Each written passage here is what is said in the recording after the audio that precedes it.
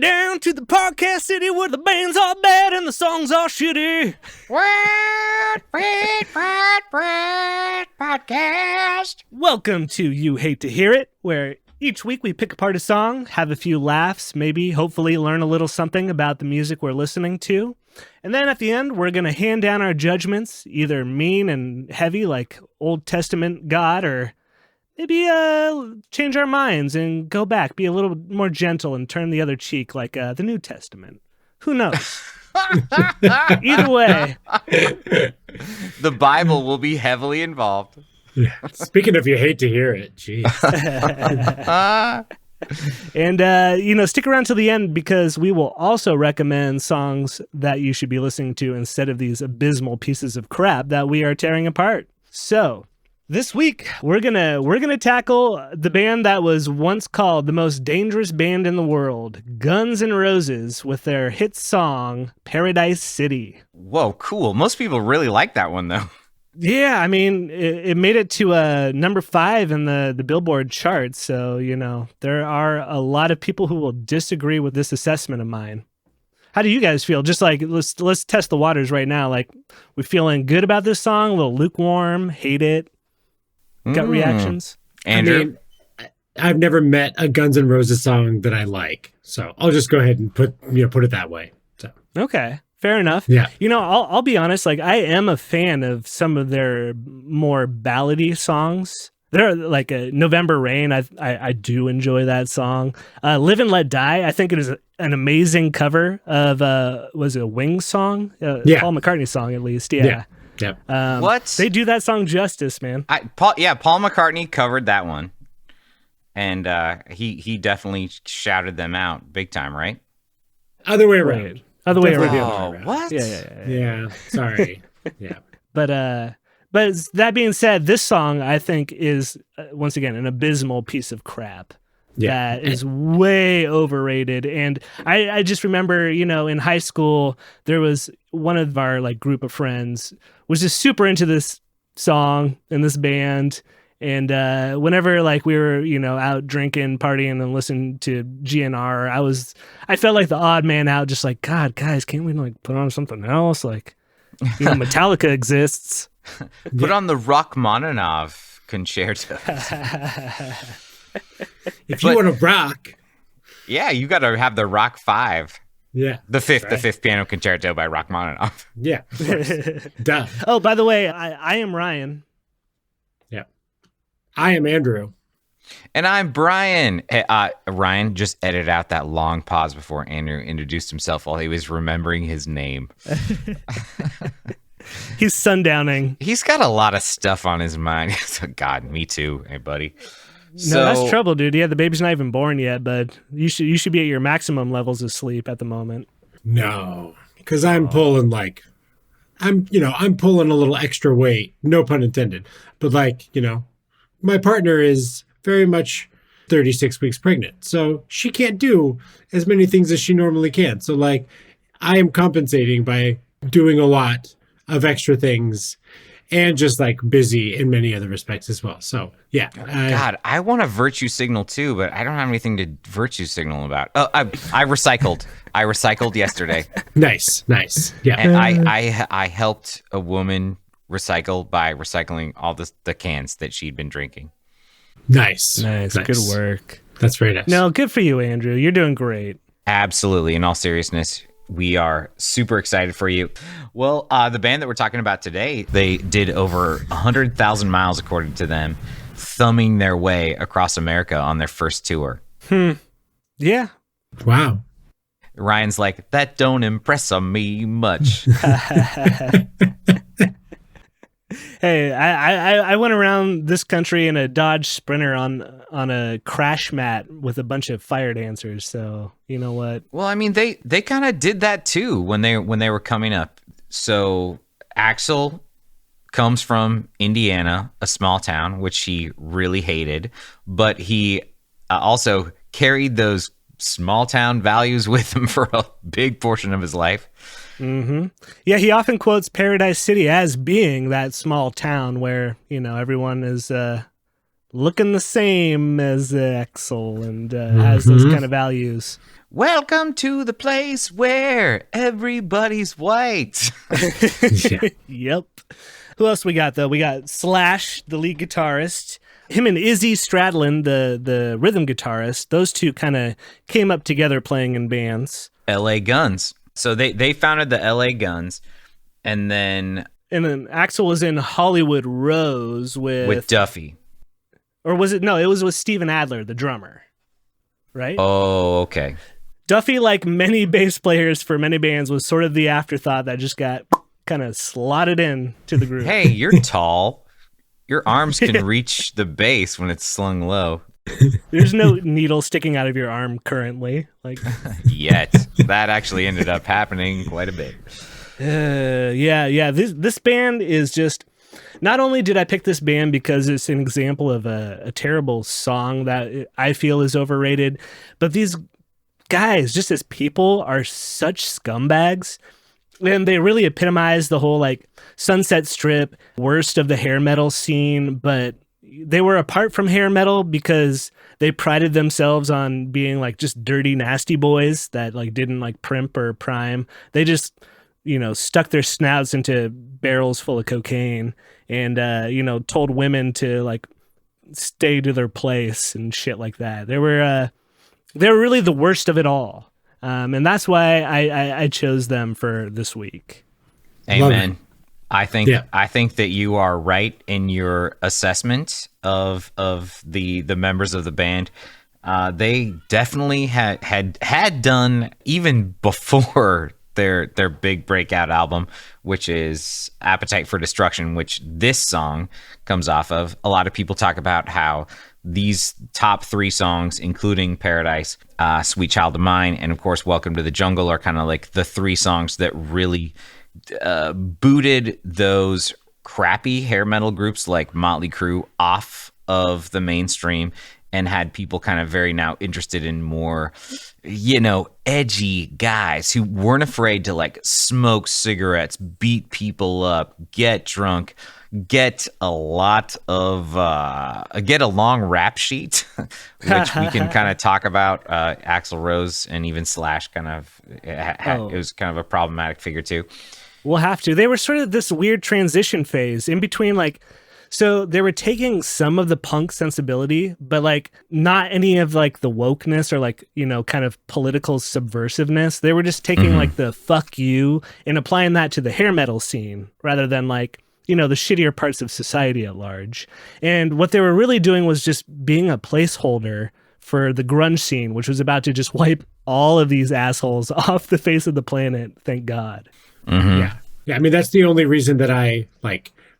The best thing that hair metal ever did for music was give us grunge, in my opinion. So, but really, like, I'm asking the question, like, because I don't think. I mean, Andrew, you've already kind of made your opinion about them clear a little bit. Ryan, you picked this song, so obviously you fucking hate GnR. I have all their albums. I liked them, even though recognizing that like it is a lot of crap, and their frontman is an insane narcissist to the nth degree, and his need to control everything in the band, and his need to control how people treated him while they were making music, producing, and on tour, basically led to the collapse of the band. But like, I actually kind of like this story of this kid from Indiana that gets off a bus with like a big like piece of hay stuck in his teeth, and he's just like, well, was this LA? And then like in the video for in the video for Welcome to the Jungle, a woman walks by him with like super tight LA 80s jeans, and he like stares at her butt, and like the little hay falls out of his mouth. He's like, whoa, I'm in the big city now. I guess I better start screaming like a grandma and shooting my veins full of heroin and drinking whiskey all the time. Well, this woman here wasn't raised on buttermilk and good values. Hell yeah. A lot of his vibe for his feelings about LA actually came out of those first few days after he arrived in LA. which when he kind of stepped off the bus, and then he's, walking around LA trying to get his feet, the feel for the city or whatever you want to say. And and then he was telling the story about like a homeless man who he actually does point out the race of the homeless man, of course, which is great. Good job, Axel. Thank you. It's good. That's great storytelling. And he's just like, this black guy, came up to me and he said, "Welcome to the jungle, baby." And he looked him over and he's like, "You're going to die." And Axel was like, "I'm going to put that in a song."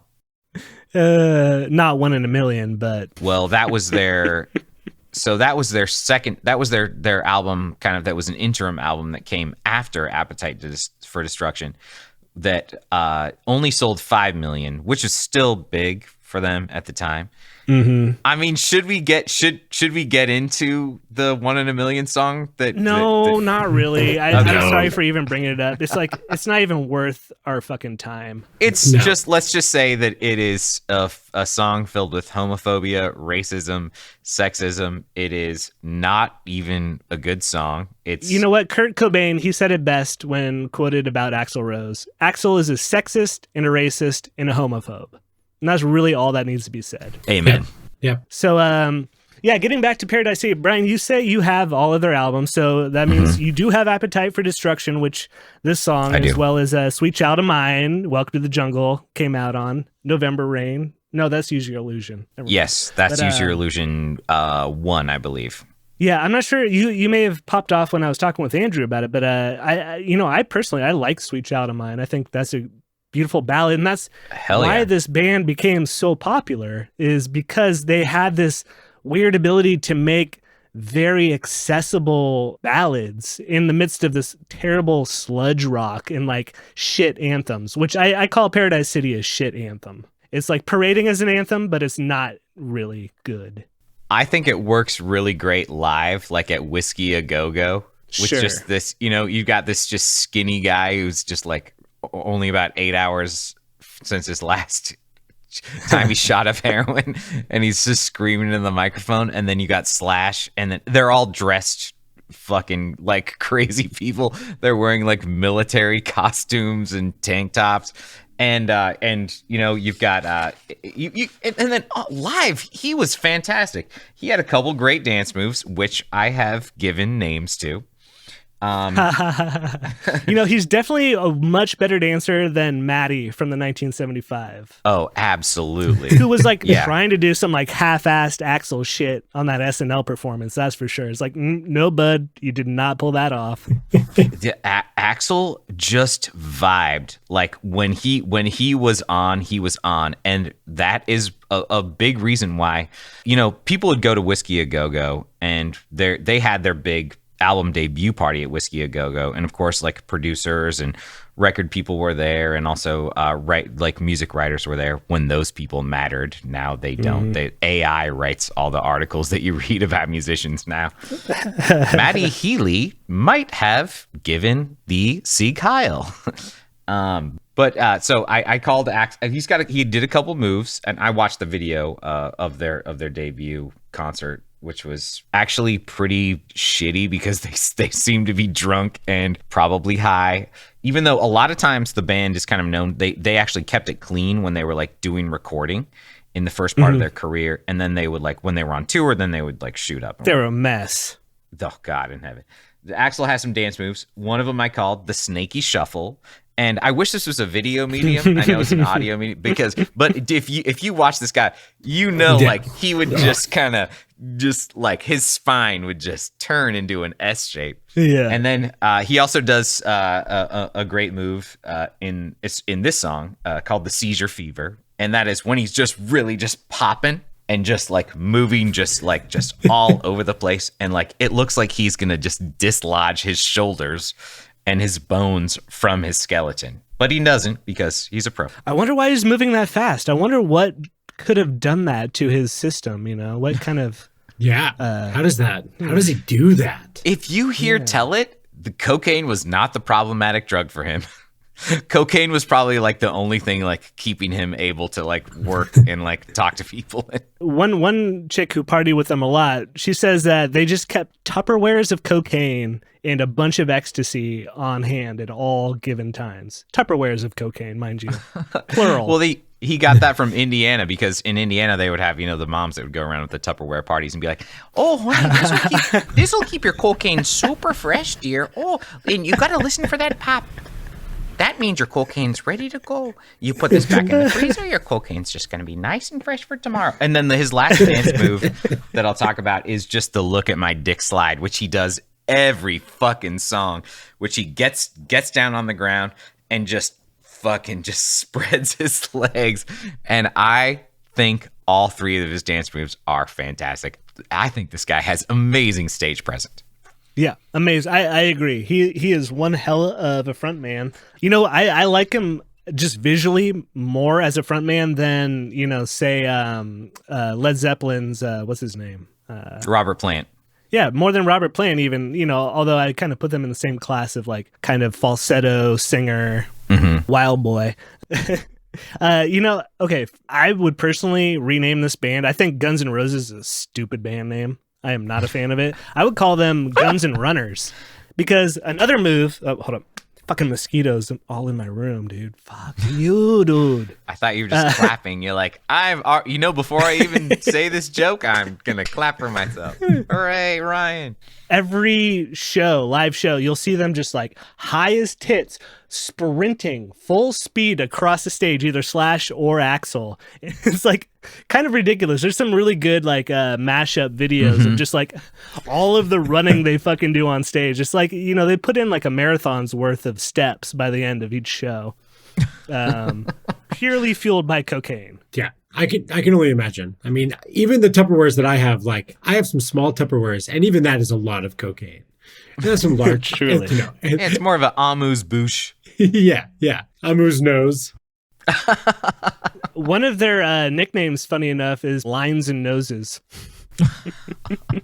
Which I thought was pretty good. Yeah. They also had a couple other band names that they themselves came up with that were rejected ultimately. They were almost called Heads of Amazon, which takes on a completely different meaning nowadays. Oh man, if they would have stuck with that, they'd been rich by now. Right? Their stock price would be quite up. And then the other one they almost went with was just AIDS. Seriously? Wow. I am hiding my head in my hands. That is so cringe. They're the original edgelords. You know what I mean? Yeah. At that time, to get on MTV, to get on the radio, to get a great record deal, like you could not be canceled. If you were a white man like that had a great band. I mean, Axl, a lot of people said that he's one of the top frontmen, one of the best singers of the 80s. I don't know. Like they were constantly trying to say stuff that was edgy as shit. Their first label that they wanted to create was called Uzi Suicide. Like, wow. Jeez Louise, that is so far. We have come really far in our culture where there's not a band thinking, well, should we name ourselves AIDS? Should we name our label Uzi Suicide? Yeah, straight up. I mean, I guess like if Tucker Carlson was going to make a band, he would probably name it something, disgusting. But like, most people in LA now are like, yeah, they're like inclusivity and not being a hateful bigot is like on brand. Yeah, it's on people's mind. Axl Rose is if you want to give him a critique, that critique will end up being an absolute ice cream sandwich of some really tasty ice cream, very yummy cookies, and then just dog turds like stacked on top of each other. You'd be like, this good, that was great. Oh no, not so good. In some points in his life, I think when he like was maybe halfway sober. He's done some kind of okay things and also spread kind of an okay message. And then another time you'll be like, Jesus Christ, you're biting a security guard in the knee because he pulled you off of a prostitute in the street of Berlin. Like, you seem like an absolute unhinged monster. Mm-hmm. And then he goes on later, to be like, standing up for human rights, and he was basically like trying to stand up against like some genocide that was happening in the country. Is that how he got inspired for Chinese Democracy? Was that where? That is an interesting name of an album. I don't get that at all. I do. It's called All Your Wires Are Fucking Frazzled and Fried from a lot of years of doing too many drugs. And too many spaghetti incidents. Exactly. What do you think was the spaghetti incident? Like the innocuous name that actually means something really fucking disgusting and like not cool. I think the spaghetti incident is something that's just like best left unsaid. Oh, yeah. God. Yeah. Oh, yeah. No. I'm going to be sick. It's like Led Zeppelin with the cold fish and a groupie in a hotel room. You just don't really want to know the details. Yeah. Or the band name Limp Bizkit. We'll just say that. Yeah. Every frat boy knows what that means. Yeah, you want your biscuit to be crispy on the outside and moist on the inside. Yeah. Yeah, and I don't think that the spaghetti incident was a time that Slash was noodling far too much. Like, no, it's something a lot more fun. Well, Slash Nice. Slash I think part of the reason why he left the band was because he was so sick. Spaghetti Incident is essentially an album that's filled with covers. And Slash like came out, like he made the album, and then he went on MTV and he was just like, I don't think we need to make any covers. Especially if you ever watch the movie Interview with the Vampire, it ends with their cover of Sympathy for the Devil. And then Slash, like, that movie came out, and Axl Rose is probably like, cha-ching. And then Slash gets on MTV with Kurt Loder, and he's like, yeah, we shouldn't have covered that song. Our cover sucked, and this original song was great. It never needed a cover, and it was really stupid. And also, the movie totally sucked too. And also, Brad Pitt sucks, and Tom Cruise sucks, and I'm the best. Fuck you, everyone. I'm out. Yeah, that's Slash, man. I disagree basically with every single take that he has on anything. I think he's just kind of a fucking moron. Axl, the shit he says, he has no real taste or like actual good sense. I think it was Izzy was sort of the band guru. Like, Izzy was sort of the guy that the rest of the band would look at and be like, yo, is this good? Like, where do we go from here? He's controversial as well in certain moments. Like, he's done some shit that like I do not think is cool. He dealt with a lot of chemical dependency issues as well during that band. Yeah. But they kind of forced him into it. Anyways, you go on. When you listen to Slash, oh my God. Slash talking about Sweet Child of Mine real quick. I didn't hate it, but I wasn't fond of Sweet Child of Mine. He later goes on to say, this was an up-tempo ballad. It's one of the gayest things you can write. God damn it. It just didn't fit in with our shtick. And of course, it was the biggest hit we ever had. It's like, yeah, dude, because it was fucking amazing and you're an idiot. Yeah. God in heaven. So he's just like, I don't know, it was pretty gay. Like, who are these guys? Beavis and Butthead? That's gay, dude. I was kind of looking through some old forums where people were kind of like, wondering. These were in the days of like 2000 to 2003 when people were like, are they going to get back together or what's going to happen? Duffy had just made this album of mostly, it sounded like Donovan and Ronnie Wood from the fucking Rolling Stones had like done like a soft acoustic guitar solo on one of their songs. Ooh. And so a lot of these metal writers, metal bloggers at the time were kind of like, taking shots. And so these are some of the comments on one of their of the articles about like, is Guns N' Roses done forever? And one guy writes, talking about Axl Rose, at least he's still alive. That's King of Kings. I'm just saying that's a low bar. I think that would be a great one to put under the Ed Sheeran. Hey, at least he's still alive. I think you get a lot of hate for that. And then some guy writes, he's arrogant enough to make his name an anagram of oral sex. And I was like, does that check out? Okay, let me get my Scrabble pieces out. Wow. Yeah, hold on. Visualizing. Wow. Awesome. Good work. So that might have been on purpose. I found this one guy who just had a lot to say. He goes, he is mean and ugly, and I hate his face. He doesn't like Kurt Cobain. Like how and again he punched Bowie. Please tell me I'm not the only one that hates this slimy little tight pant wearing ginger bitch. I get edits of him on TikTok, and it's a literal jump scare. My GF asks my biggest fear, and automatically I said Axl Rose. Ew. He is also from Indiana and makes shit music. I refuse to accept that we probably share a bloodline. Okay, hold on. I'll need to see the DNA.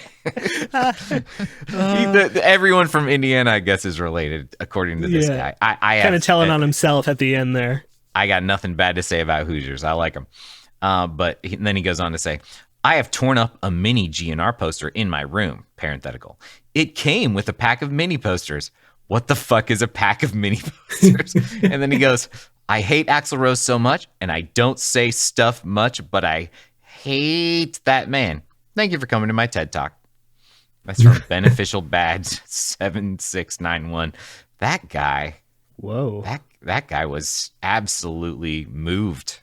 I got a few quotes too that I pulled off of YouTube, off of their the official GnR page for the Paradise City song. One of my favorites was 1,000 years from now, and this song will sound the same.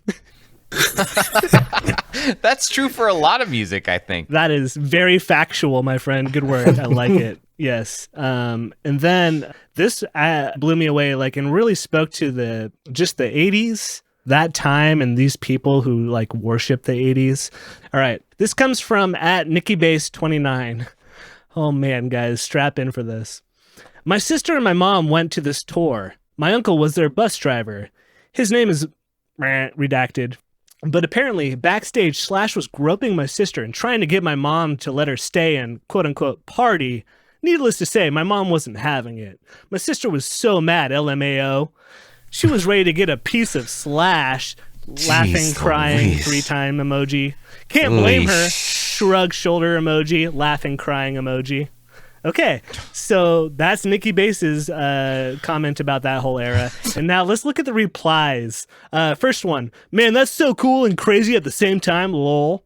Next, Moms was probably jealous. Whoa. And a lot of this like ties back into the whole like most dangerous band in the world. Really, Slash summed it up. Like, we're not dangerous, but we're unpredictable and volatile, and that scares people. I'm looking at a list right now of like the 10 most dangerous bands in history, because I was like, I wonder what the consensus is on the most dangerous bands in history. Guns N' Roses is number 10 on this list. So they did incite riots at their shows fairly often just by being dickheads, like showing up late or leaving the stage early. Like they had something like over $1 million worth of damages to different stadiums and stages. They had a couple instances of like people in the crowd dying, lots of injuries of cops as well as concert goers. So like they were dangerous by like stupid negligence. Well, yeah, and I'm sure they just like destroyed hotels, like entire hotels, and from time to time, for sure. I'm sure. Wait. Yeah. So let's see. I'm gonna guess he's probably not on there, but I would say, what about Manu Chao? I would put him as one of the top 10 most dangerous musicians. Interesting. Yeah, not on this list. No. I'm pretty sure he was responsible for like a few like uprisings in South America. He should have been on there. Yeah. Oh, dude, I was at a Manu Chao concert in Rosario, Argentina, and he was just like, this was in 2003 or 2004, and he's just like, let's kill the rich, let's take it down, let's burn it all. That dude is an absolute revolutionary. And then his songs are like, me gusta marihuana, me gustas tú. Which they're great. I love Manu Chao. Yeah, absolutely. Yeah. Same. Who else is on this list, though? So let's see. 10 is Guns N' Roses. 9 is Sex Pistols. 8 is Metallica, which, I mean... Give me a fucking break. No. Yeah. 7 is Dillinger Escape Plan. I guess I don't really know much about them. They're a hardcore band. They're like math. Yeah, core. Yeah, I mean, I know that much about them, but not like my reputation of them being dangerous. But what is their rubric for dangerous here? Because, I mean, their music is scary sounding? I mean, Dangerous to download on Napster. Yeah. Yeah. Let's go top 3. Let's see. Yeah, G.G. Allen, don't know them. Number 5, I will say. G.G. Allen. Yeah. G.G. He's kind of dangerous.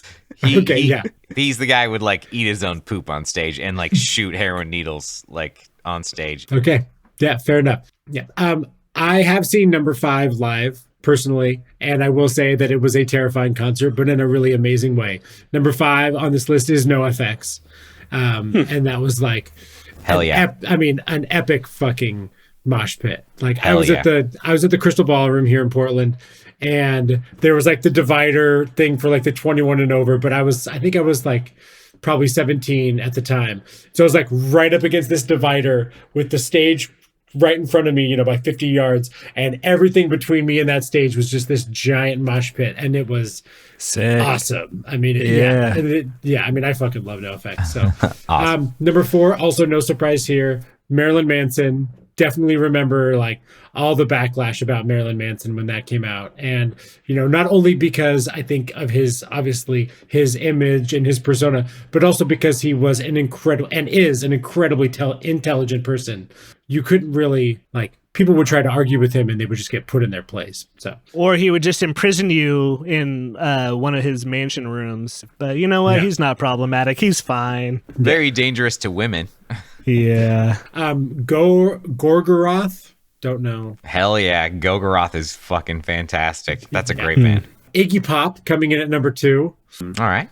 Yeah, apparently, I don't get this rubric that they're going by for this list. It says Iggy sacrificed body and dignity expressing himself on stage. He is credited with popularizing the stage dive, but remembered more for doing things like rolling in broken glass mid-performance. So, there you go. Yawn, honk, shoe. Yep. Number 1, never even heard of this band, but I have a feeling that you guys likely have. Some Norwegian metal group named Mayhem. Oh, Mayhem. Yeah. No, I thought they were going to go with Burzum. Fuck them. Fuck Burzum. Yeah, they're fucked up. This podcast stands against everything that Burzum stands for. Do not hate Burzum. Here's the last sentence of this little thing about Mayhem. It says, in 1994, bass guitarist Varg Vikernes was sentenced to 21 years in prison for setting fire to multiple churches and stabbing the lead guitarist to death.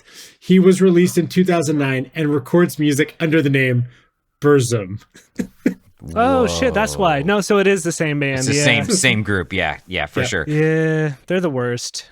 Let's talk about the music video a little bit. This is that classic tour diary type of music video, which, it's real hit or miss. I think it really depends on how much you enjoy the band by how stoked you'll be on the video. Like there are plenty of music videos that are this type of showing the band in like a studio on the road or like on a stage in front of thousands of people that like really gave me the tingles back in the day. I love it. I was living vicariously through their experience. This does none of that for me.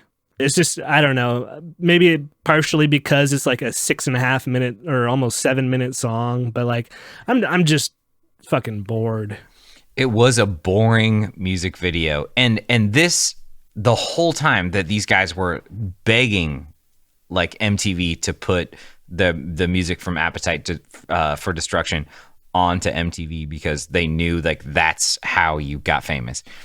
And as soon as their top 3 from the album got onto MTV, the band absolutely blew up. And they went from being like a cool LA band that were playing at LA clubs to like nationwide famous and then doing arena tours like within a year. They talked about seeing like 70 people in these huge shows opening for like Aerosmith or whatever would be like their diehard fans, and then the next week, thanks to MTV, it would be like 700. Then the next week after that, literally like in a matter of weeks, they would see it go to like a whole stadium of people holding up their fucking banners. All of a sudden everybody knows about them and loves them, and they had such disdain for their fans.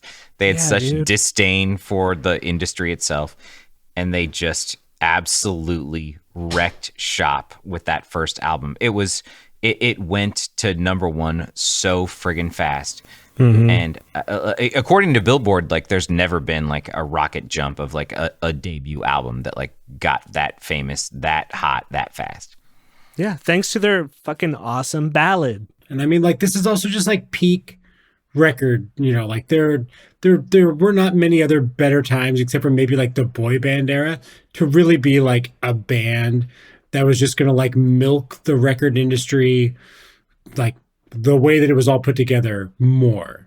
Like this was, you know, it was kind of one of those like perfect time, perfect place. It feels like kind of thing to just absolutely explode. You know, MTV itself was exploding. So they wanted a band like this to just come out that, you know, it was mutually beneficial for MTV to have a band like Guns N' Roses because they were just going to feed each other. Just like 69 all the way up the ratings charts. And, slurp to the top. Yeah, exactly. I don't see many of the. I don't see Axl or Slash as being very giving lovers, but yeah, I see what you're saying. Yeah. The MTV at the time was kind of worried about them dropping the F-bomb too much, that it was going to keep the cable providers from, if they played the Guns N' Roses song that had the F words in it. Which, I mean, does this song have any swears in it? So no. Fucking far away. Shit. It's got it has a bunch of really just horrible lyrics. Yeah, you know, which we can get into pretty quick here. There's really not a lot to talk about the video. No. The only thing I did want to bring up was, you know, if you kind of zoom in and pause around 4:14, you'll notice on the backstage pass of Axl, he has the Imperial Eagle sitting on that little circle that's blurred out either by the video or, you know, on the stage that, you know, should have the swastika in it because it's very much a Nazi symbol. And then it pans up to his, you know, wryly smiling face. And he's wearing what, you know, I was about to like let him just have as like a motorcycle helmet kind of hat. No, it's like an SS officer's hat. Yeah, so he flashes this Nazi regalia and then he kind of smirks and like tips his little like village people hat. Like, what the fucking fuck, dude? It's so strange. So these guys, so you're like, okay, so these guys are Nazis now too. And then you're listening, and then you're a Guns N' Roses fan, and you may be like, nah, man, they're just playing around. And then their next album comes out, and it's just like, our most famous song on this album is a diatribe against black people, homosexuals, and foreigners. Right, foreigners. I've erased it from my mind. Yeah. Like not the band Foreigner, but like actually people that like came from other countries. Yeah, just to be clear. A diatribe against Foreigner. I mean, I wouldn't stand for that. Yeah. I definitely remember having friends that like had that second album that were like, nah, it's just a bunch of fun. Like, don't be so uptight. It's great to like say the N-word. No, it totally sucks. This band, absolutely, as people, I am just completely against. If you play some of their songs that I like, I'm like, I can get down. But anymore, I just can't divorce myself, you know? I have to just stand with the people that like I respect and love and just say like, you know, I absolutely cannot put up with this shit. I can't tolerate it. I am officially, guys, dun dun dun, canceling Guns N' Roses. and I know that Axl Rose is at his peak physically, mentally, musically, but I'm just gonna say, guys, let's stop the Guns N' Roses fame right now. Am I too late? No, I think we're yeah. I think, you know, it's, you know, like better late than never. Yeah, there you go. Speaking of Axl and how he's doing today, I think Scott Weiland from Stone Temple Pilots has the best quote about him, calling him a fat, Botox face, wig-wearing fuck. These are some of the best lyrics he ever came up with. Yeah, straight up. Yeah, he's not the best guy either, but you know what? That's a very decent quote. Yeah, I've seen Scott Weiland naked before. Whoa, that let's sucks. hear more about this. Just like, what was that? Probably 2002, probably 2003. Oh yeah, you were working as a coroner, right? Yeah, exactly. Yep. That was sorry, Scott. Jesus Christ. I saw Red Hot Chili Peppers live, probably on like Californication tour, and Stone Temple Pilots opened up. and it was at the Rose Garden here in Portland. And at like one point during the show, he like came out wrapped in an American flag, and he like flashed the whole audience. And I mean, I'm 95% sure that he was naked. I was a little too far back to like full on guarantee, but I'm pretty sure that he was naked. So Hell yeah. What was that hog like? I mean, we'll just say it was a little more than a tiny present from the Vatican gift shop. It was, It was a sex type thing. Yeah, it was a sex type thing. Yeah. It was a little more than fly, and could probably use some Vaseline. So Wow. I thought it was rather dead and bloated, but to each their own. We're down on a Sunday afternoon to show Andrew my penis. My eyes. Yeah, you know what's kind of funny? That like when Axl, there's a couple songs on some of the later albums, I think in Use Your Illusion 1, Use Your Illusion 2, where he really sounds like he's biting Scott Weiland. And I was too lazy to do the math, but both bands were performing in LA like at the time. The Stone Temple Pilots started performing in like the late 80s. And Scott Weiland would be wearing like a dumb little like newsboy cap and doing his thing. But like, I think Axl was like, I don't need to scream like this. I could gonna do something like this. Scott Weiland poached his entire band. It was a weird time around like the early 2000s. You see that like the Rock and Roll Hall of Fame show, there's no Axl, but there's the rest of the band, I think minus Izzy, playing on stage for that. And then at the MTV Music Awards that same year, there's Axl playing with fucking Buckethead and like a whole different lineup playing a bunch of GNR stuff. So like, already there's a split between Guns N' Roses, like, where Axl is just like a persona non grata. But I love just imagining Buckethead just like putting his little like finger to his lips, be like, "Oh, did I break up Guns N' Roses? I don't know. I've got a chicken bucket on my head. I'm gonna go record the Power Rangers theme song." Exactly. It was just a weird time. So like I could very much see that he was just like jealous of Scott Weiland like taking his band. He's like, well, like maybe that like somehow subconsciously dribbled into his lyricism and how he sang. Like I wouldn't put it past him, man. Like, Velvet Revolver was one of a whole host of bands who had beef with Axl. There's Metallica. There's Vince Neil of Motley Crue. There's Eagles of Death Metal, which Axl called Pigeons of Shit Metal and kicked off of the tour after one show. Wow. Let's see, there's GNR themselves, famously Axl refused to go on stage unless the band signed away the rights to the name Guns N' Roses to him right on the spot. And I think that really began the schism. John Bon Jovi, he was just fucking jealous of Axl getting all this attention. But also fuck John Bon Jovi. Definitely. David Bowie. Now, I think one of us talked about like... He punched David Bowie. That never happened. I don't think there was any physical violence against Bowie, but Bowie was hitting on Axl's girl at the time, and like he like ran after him, threatening like "I'll kill you." And then like later, Bowie went to a show, and Axl saw him at the show, and like was just like being so threatening on stage that that Bowie literally left the crowd. He's like, "This is not safe anymore." Like he's gonna basically incite a lynching here. God in heaven.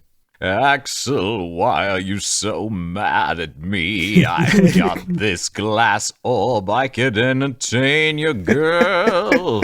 You're putting out fire with gasoline. I love David Bowie. Anyone who's mean to David Bowie is an automatic enemy in my book.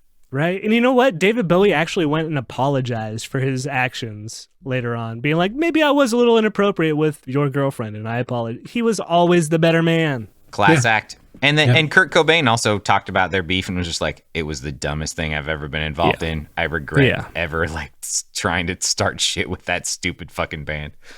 So the lyrics of the song. Yeah, let's talk about these amazing lyrics, this is the first song that the band co-wrote, all of them together, which you can really see is a mishmash of fucking spaghetti incident against the wall lyrically. It seems like every verse, like it begins with a certain like idea or theme, and by the end of it they've just run so far afield of the narrative thread or like the idea was, but they're like still trying to make it rhyme. It's so disjointed, it never makes any fucking sense. Maybe they didn't use drugs during like the recording process, but like during the lyric writing process, that might, and I'm not quite sure about this. Like when you actually get down to these lyrics, like there's just some weird shit in here. Yeah, dude. The Surgeon General says it's hazardous to breathe. I'd have another cigarette, but I can't see. Tell me who you're gonna believe. Captain America has been torn apart. Now he's a court jester with a broken heart. He said, turn me around, take me back to the start. I must be losing my mind. Are you blind? I've seen it 1,000,000 times. Maybe if you're super fucking high, like you're like, oh, dude, this clicks, man. This makes so much sense. It's cosmic in its scope. It's cosmic, right? Like it's a bit. We used to like to call it a cosmic gumbo. The the thing about a lot of their songs is they sound a lot different. The lyrics actually don't really even sound like the lyrics. You could talk to like a total super fan of this band and they'd be like, yeah, sure, I know the lyrics to Paradise City. They go, like, yeah, you don't even know what he's saying. Like it just, and that was the thing in LA, like he'd just be screaming in the microphone. The band was super loud. He's up there doing his snake dance and people are like, yeah, this is fucking amazing. You're not thinking of like rags to riches, or so they say. You gotta keep pushing for the fortune and fame. You know it's all a gamble when it's just a game. You treat it like a capital of crime. Everybody's doing the time. Whoa. This is really talking about like how fame is like a prison and like you get caught up in it and then you have to like be this person that everyone thinks that you are. So how do you fuel that? How do you keep it going? You fucking shoot up, you smoke cigs, you drink whiskey, you bang girls, you get in trouble with the law, and you just keep it going because like that's who you are. And then you think back to this great place in Indiana where the grass was green and there was nobody that was not white.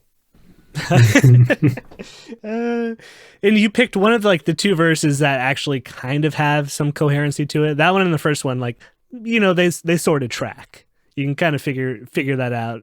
I think you took it well beyond where their philosophical prosody ever goes, but they get more and more fucked up by the end of writing this song that it just becomes gobbledygook. But they always bring it back to a hook that is simple and everybody can go to Paradise City where the grass is green. Like, I think there was a good Instagram quote on that. Oh yeah, this dude, Nate of the Living Dead, says, Guns N' Roses' only criteria for calling a place, quote, paradise. 1, women are attractive. 2, grass normal color. Unlike LA, I got here, the grass was all neon pink. It's green. It's always been green. We took him to task for his color blindness. So I've got the lyrics pulled up here on Google, and I feel like this is a pretty good illustration of how repetitive these lyrics are. So I just, kind of looked through, maybe picked out a few words that seemed like they were in it a lot. So here's some good stats for you. In all the lyrics to this song, according to Google, the word pretty 15 times. The word home 23 times. Okay. And the word take 43 times. They say the word take 43 times. Want you to take me to the grass, take me to the city, take me to the home, take me to the pretty. Take home pretty, take home Yeah, pretty. exactly. Maybe he's a focus group genius. He knew like what the key words were that will just like make everyone the most moist. Yeah, there you go. Is this the best song ever? Wait a minute. Machiavellian genius. The song by committee of this, which it certainly was not, because he would never let anyone else like tell him anything. But like it is kind of fun to imagine. What do you guys think of the word take? Yay, take we love. All right, what about green? Woohoo, green. Then he says, what do you think about pretty? Then their heads just explode. I actually always thought, for some reason, I mean, I've heard this song only a handful of times in my life, but I thought that this song was Take Me Down to the Very Last City because I didn't know what the name of it was. So I had just always heard Take Me Down to the Very Last City. And like, I like that more. So To the very last city. Yeah. Dude, at the end though, it's so busy at the end. Yeah. At the end, they just run out of ideas. So like they just double time the song for like another 2 minutes where they should have just faded out or done something with it. But it's like Sonic the Hedgehog when he starts drowning. Exactly. That sense of urgency is just building up and you don't know why, like you want to flee, fight or flight. You just want to turn off your Sega Genesis. It's just like what I like to call like the happy blues scale that he plays, like the it's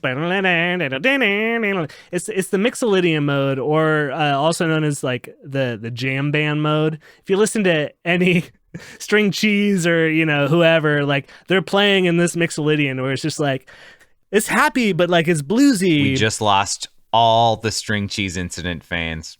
That's cool. I'm sorry, Andrew, but I like String Cheese, but that's okay. At least like they're dynamic in their Mixolydian scale. They play some interesting lines, whereas this is like Baby's first blues riff kind of shit. He doesn't really take it anywhere. And they also don't sexually assault their fans, so automatically better band. I would rather have a String Cheese Incident than a spaghetti incident any day of the week. I'll just put it that way. But have you ever been like Agreed. high really late at night and like you got some string cheese and you got some spaghetti and you're like, let's put these incidents together? Yes, absolutely. Yes. So the music, we talked about the guitar. Ryan thinks it's busy and annoying and middling. Okay, that's fair. Drums, I really enjoyed the drums on this track. Andrew, what do you think? I thought for a band with this kind of stadium rock everything, I mean, I don't know. I personally think that they're a little sloppy. The kind of breakdown part where it's just the kick and the snare, and then he tries to do that more complicated. It's just like doom, doom, doom, doom.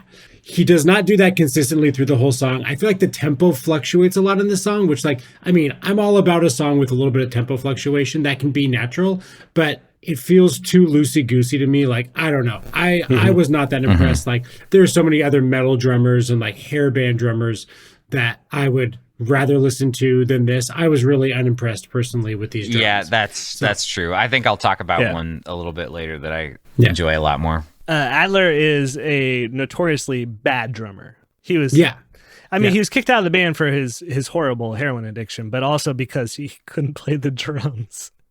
No, I think we've roundly shit upon like them as human beings, their music videos, their fashion choices, their fascist choices. I think we're about ready to lay down the final judgment, and I think for this one, let's just keep it really simple. Does this song deserve the gun, or does it deserve a rose? Brian? I am going to I don't want to do what I've done to a couple songs on this podcast so far and be like, oh, it was okay. Like before I knew that Matty Healy was Sieg Heiling, I was just like, oh, well, they're kind of like a band, they're a real band with a real songwriter who's writing his own songs. And I think this band is also, they were kind of like doing that too. And they impressed the hell out of everybody at the time. I think this song definitely deserves a critical evaluation. If you think that you are a big GnR fan, you might just want to like give it another listen. You know what I would say? If you think you like the song, put it on karaoke. Try to fucking sing this crap for 7.5 minutes. I think you're going to just absolutely hate it. And after we've talked about it a lot, and after I've learned so much about Guns N' Roses and about Axl and Slash, I don't want to listen to this fucking song. I don't like it. There's other GnR songs that I like way fucking more than this. And then there's also just other bands that I would rather listen to than this. So I'm giving it the gun, but I'm not going to fire that gun. I'm going to sell that gun, and I'm going to buy a steamroller and steamroll the band and turn them into pancakes.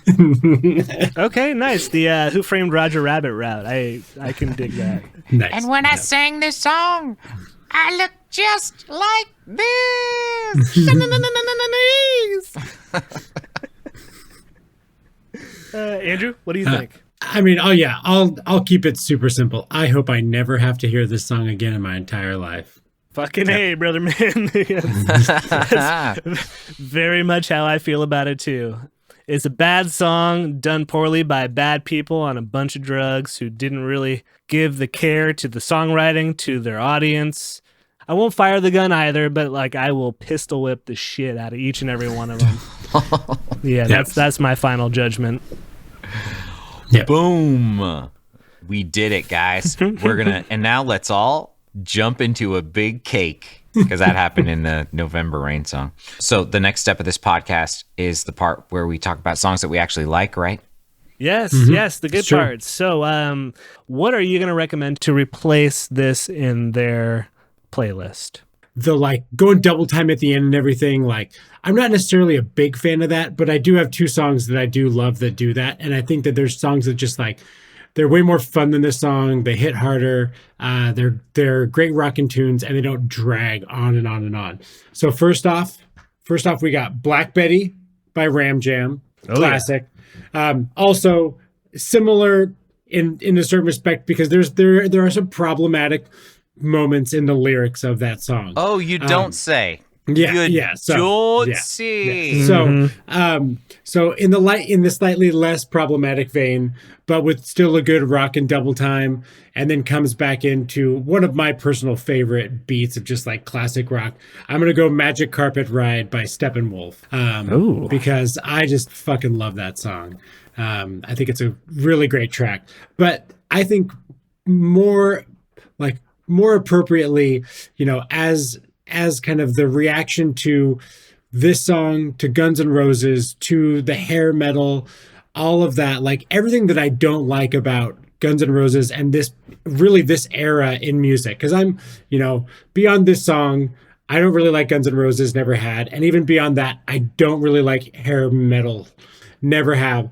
So I'm going to go ahead and say Rock and Roll Lifestyle by Cake is like my perfect response to this song, because it's just like, it's just ripping on everything about this point in time in rock and roll music. And I love Cake. I completely agree. I love Cake. Mine is going to be, if you are looking for a band that was making music at the same time as Guns N' Roses, a band that actually is way more interesting and way more fun, and also didn't make a song where they said a slur against gay people and against black people and complained about how many immigrants there are in LA, which is just unforgivable in my estimations.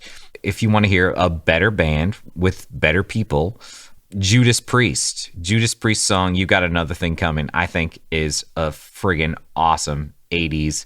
I don't know. I don't know if you want to call them hair metal, or I just think of Judas Priest as just metal. But Rob Halford, the lead singer, one of the first openly gay heavy metal singers, like dude's still doing it today. Like he's 71 years old. I absolutely love Judas Priest.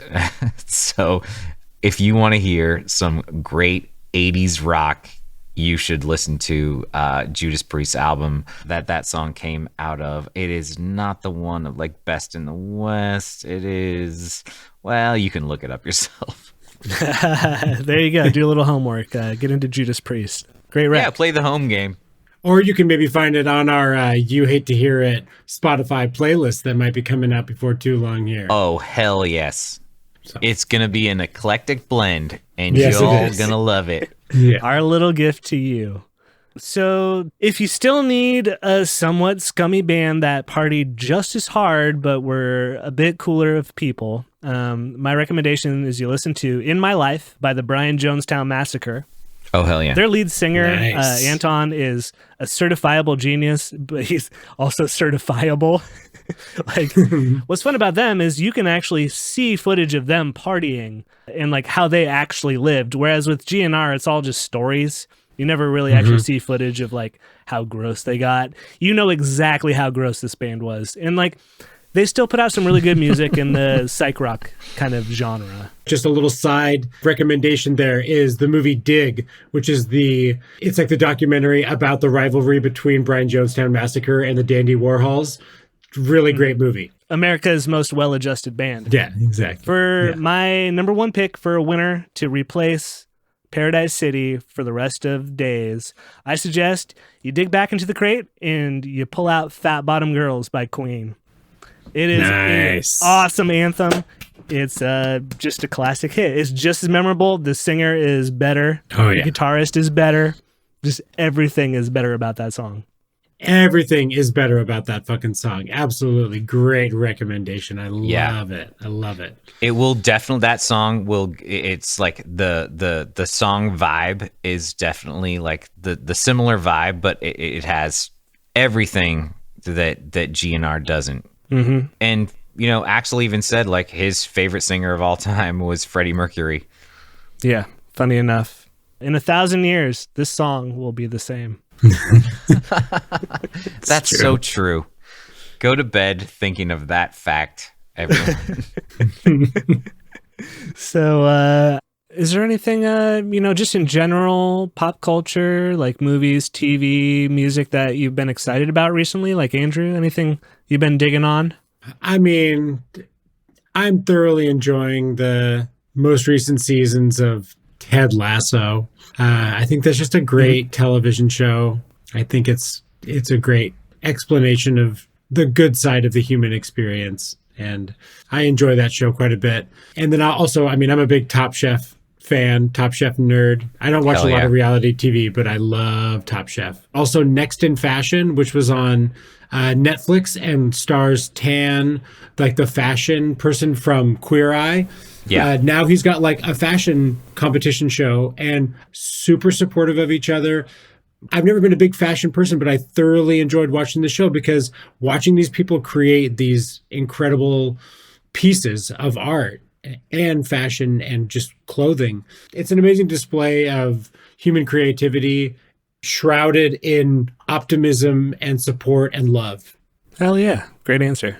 Hell yeah. Well, on that tip, I'm with you. I think for my plug, like lately I've been watching RuPaul's Drag Race. My brother and my brother-in-law who are gay men and they're married, and they will kind of turn me on to like things that are happening, you know, in pop culture that are kind of just, you know, gay specific and gay adjacent. But they both kind of like hate RuPaul's Drag Race because RuPaul has been been kind of a problematic figure a little bit. But I actually like RuPaul's Drag Race for the contestants because the contestants are often just amazing people kind of doing their own thing. And on one of the recent episodes that's on Hulu, they did this thing where the Drag Race contestants had to do a rap challenge. And it was so fucking awesome. It was great. And one of the contestants, this person actually came out later on in the episode as trans. So her rap challenge was a super fast rap. It was just like Some like twista shit. No, because it was so great because that's exactly what she said. She's just like, what I really wanted to do was like something more like Twista. And I was like, hell yes. Nice. And it was totally Twista style. So I was just absolutely loving it. And then at the end, they all dance together and they vibe and they sing a little song about just like, don't let anyone tell you that you're not beautiful. I was just like, oh God, it almost just brought me to tears. Absolutely loved it. And I you know what I did? I got on their website and I did a little something for all three of us. I put our names into the what's your drag name according to RuPaul's Drag Race. And Sweet. if this is not cool, please someone just get at us on our socials and be like, don't ever do shit like this. But they have a little map of like how to make your drag name. So Andrew, are you interested in what your drag name would be according to RuPaul's Drag Race? Absolutely. Okay. Andrew, you would be Madam Peach's Balls. I'll take it. Love it. That's the best. I shouldn't have started with the best one because that's the best one. Ryan, you would be Lady Alada O'Plenty. I think that's pretty good. Lady Olada O'Plenty. I do. O'Plenty, like an Irish name. So like, yes. A lot of plenty. You've got Alada O'Plenty. And then mine is Dame Backroll Goodnight. So we are going to do a thing. Okay. It is our first official You Hate to Hear It contest. All right, guys. So what we are asking listeners to do, some intrepid fan, hopefully someone with I was gonna say someone with a blue check mark, but now that you can just buy that for $10, it kind of means a lot less. So someone that can maybe prove to us with a screenshot or somehow that they have pushed our brand, made us more popular, got us more listeners. If you can somehow motivate the general populace to love us and to get us out there and prove it to us in a different way, you will win a one-of-a-kind, absolutely unique You Hate to Hear It t-shirt that it will be professionally designed by me. Also, Ryan and Andrew will probably veto some of my designs. A lot of them had skulls on them that I can. So we'll do a good one though. Don't worry. And you also will be able to pick my next pick. I will give it up to you. You can take you will give me a song and we will do it on the podcast. It's like godlike control. Absolutely. So if you get out there, you can prove to us that you've made us more famous. The winner will get a t-shirt and they will get to pick a song. That's a pretty good giveaway. I got to say, I like that. Like, and yeah, I mean, I think that if the three of us put our heads together, I think we can come up with a pretty good t-shirt. You know, I would like to say that I don't think this person will hate to wear it. I'll just say that much. So, yes. Okay. All right. So, yeah. And don't forget, aside from this amazing contest, you can also get in touch with us on Twitter anytime at YHTHI Podcast, or easily send us a question, suggestion, feedback, whatever. Just please not hate mail to yhthi.podcast@gmail.com. And if it's a story about like a time that you were listening to a song and like something really gross happened, that I want to hear. Yeah, Always. absolutely. So, Well, all right. thank you all for listening. Absolutely. Yeah. I am Madam Peach's Balls. And I'm a lot of plenty. Absolutely. And for all of us, we may hate on the songs, but we absolutely love you, the listeners. Unless you are some kind of Nazi regalia wearing total weirdo, then you can kindly fuck off. But we do love you. Thanks to all the fans. Thanks for listening. And I am Dame Backroll. Good night. Good night. See you next time.